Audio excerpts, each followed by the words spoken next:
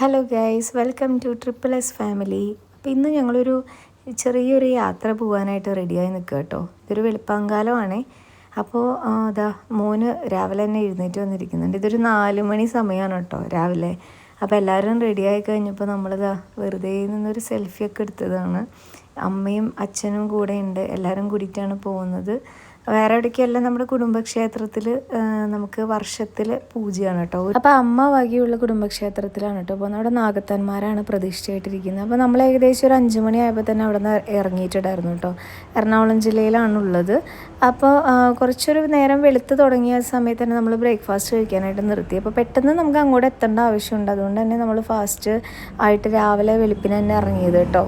പിന്നെ നമ്മൾ നേരെ ബ്രേക്ക്ഫാസ്റ്റൊക്കെ കഴിച്ച് കഴിഞ്ഞിട്ട് നേരെ അമ്പലത്തിലേക്ക് തന്നെയാണ് എത്തിയത്. സമയത്ത് നമുക്ക് എത്താൻ പറ്റി കേട്ടോ.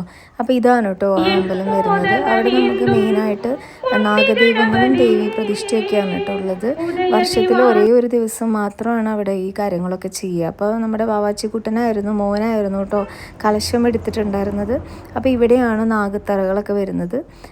വേളൂർവട്ടത്തെ നാഗരാജാവും മണ്ണാറശാലയിലെ നാഗയക്ഷിയമ്മയാണ് കേട്ടോ അവിടെ പ്രതിഷ്ഠയായിട്ട് വെച്ചിരിക്കുന്നത്. അപ്പോൾ അവരെ പ്രീതിപ്പെടുത്തുന്ന ദിവസമാണ് ഇന്ന്. അപ്പം മാക്സിമം നമ്മൾ പോകാറുണ്ട്. എപ്പോഴും അച്ഛനും അമ്മയും കൂടിയിട്ടാണ് മാക്സിമം വരാറുള്ളത്. നമ്മൾ പ്രോഗ്രാംസ് എന്തെങ്കിലുമൊക്കെ ആയിരിക്കും. അപ്പോൾ ഇത്തവണ നമുക്ക് വരാൻ സാധിച്ചു, നമുക്ക് പോകാൻ പറ്റി. അങ്ങനെ നമ്മളവിടെ എത്തിയിട്ടോ. അപ്പോൾ കലശം കാര്യങ്ങളൊക്കെ നടന്നുകൊണ്ടിരിക്കുകയാണ്. അതുപോലെ തന്നെ കളമെഴുത്തും പാട്ടും പിന്നെ മുടിയാട്ടം ഇതെല്ലാം അവിടെ നടക്കാറുണ്ട്. പക്ഷേ ഇത്തവണ നമുക്ക് 100 പാലും മാത്രമാണുള്ളത്. പിന്നെ പുള്ളോമ്പാട്ട് കാര്യങ്ങളൊക്കെയാണുള്ളത് കേട്ടോ.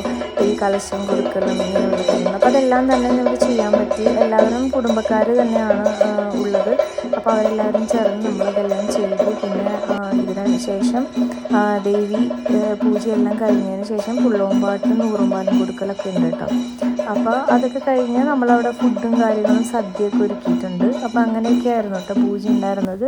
പിന്നെ അതിനോട് ചേർന്ന് തന്നെ ഒരു കുളം പോലെ തോട് പോലെ പോകുന്നുണ്ട്. അതായത് തോടുകൾ ഒരുപാടുള്ള സ്ഥലമാണല്ലോ. അപ്പോൾ കുളവും കാര്യങ്ങളൊക്കെ ആ ഭാഗത്തുണ്ട്. അപ്പോൾ നമ്മളവിടെ വെറുതെ നിന്നു. പിന്നെ കുറേ ബന്ധുക്കളും കാര്യങ്ങളൊക്കെ ഉണ്ടായിരുന്നു. അവരെല്ലാവരും വന്ന് സംസാരിക്കുകയൊക്കെ ചെയ്തു. നമ്മളെപ്പോഴും അങ്ങനെ പോകാറില്ല. വർഷത്തിൽ 1-2 തവണയൊക്കെ തന്നെയാണ് പോവാറുള്ളത്. അപ്പോൾ ഇതാണ് അവിടെ കാണാൻ നല്ല ഭംഗിയുള്ളൊരു പ്രദേശവും കൂടിയിട്ടാണ് കേട്ടോ.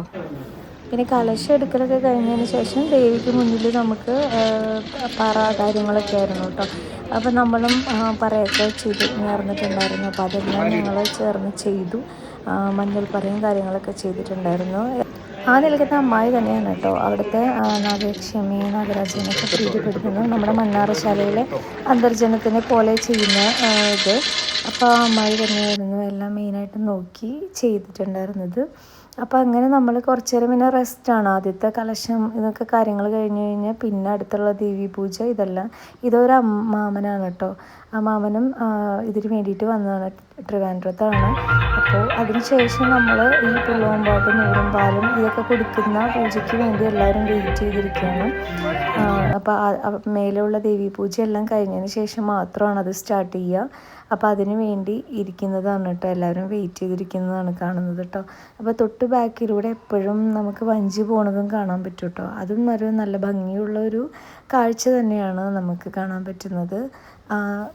പിന്നെ കുറച്ച് നേരം കഴിഞ്ഞപ്പോഴത്തേക്കും പിന്നെ പൂജയൊക്കെ സ്റ്റാർട്ട് ചെയ്തു കേട്ടോ. അവിടെ മെയിനായിട്ട് 2 അമ്മായിമാരാണ് ഇതിൻ്റെ മെയിൻ നാഗരാജാവും നാഗയക്ഷിയും ആകുന്നത്. അങ്ങനെ കുറേ കാര്യങ്ങളൊക്കെ ഉണ്ട്. അപ്പോൾ 100 പാലും കാര്യങ്ങളൊക്കെ അവിടെ തുടങ്ങി. പിന്നെ അതിനോടൊപ്പം തന്നെ അവിടെ പുള്ളോമ്പാട്ടും കാര്യങ്ങളും നടക്കുന്നുണ്ടായിരുന്നു. നമുക്ക് എന്ത് വഴിപാട് വേണമെങ്കിലും അവിടെ നമുക്ക് ചെയ്യാൻ പറ്റും. ഈ ഒരു ദിവസം മാത്രമാണ് അത് അവിടെ നടക്കുന്നത് കേട്ടോ.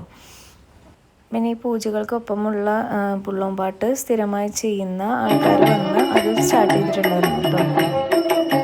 അൻപിനോടമ്പിളി തുമ്പായിരുമ്പുമായി പാമ്പുമണിഞ്ഞ് നടന്നിടുന്ന ഇരുമ്പുമായി പാമ്പുമണിഞ്ഞ് നടന്നിടുന്ന അൻപിനോടമ്പിളി തുമ്പായിരുമ്പുമായി പാമ്പുമണിഞ്ഞ് കയ്യിൽ പിടിച്ച കവങ്ങിമ്പു കുലോ നാഗരാജാവേ പാലാളക്കൽ നീയാവ് നാഗയക്ഷിയമ്മ നാഗരാജാവേ